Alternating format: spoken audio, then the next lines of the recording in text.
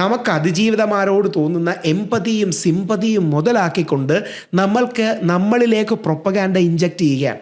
അതായത് നമുക്കെല്ലാം ഒരു പെൺകുട്ടി, അവൾക്ക് പ്രത്യേകിച്ച് നമുക്ക് അറിയപ്പെടുന്ന ഇത്രയും വലിയൊരു അഭിനേത്രിയായ പെൺകുട്ടി, അവൾക്കൊരു ദുഃഖം ഉണ്ടായി എന്ന് പറഞ്ഞാൽ നമ്മളെല്ലാം അവളുടെ കൂടെ നിൽക്കും.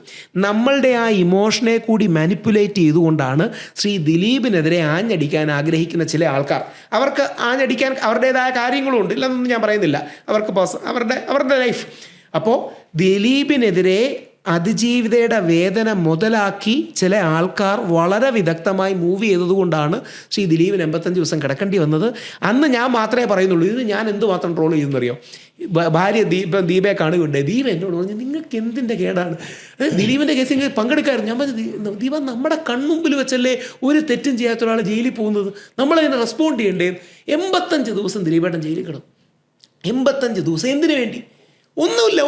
ഇനി 2 കോടതികളിൽ പോയി. ഇനിയും ദിലീപിനെതിരെ ഇവർ ഹൈക്കോടതിയിൽ പോയി, സുപ്രീം കോടതിയിൽ പോയി, ജഡ്ജി മാറ്റണമെന്ന് പറഞ്ഞ് പല കോടതികളും പോയി. ഒരു മെറിട്ടുമില്ല. അതായത് TV ചാനലുകളുടെ മേളിൽ വന്നിട്ട് പ്രൊപ്പഗാൻഡ പറയാൻ എളുപ്പമാണ്, കോടതിയിൽ എഴുതി കൊടുക്കുമ്പോൾ അത് പറ്റൂല.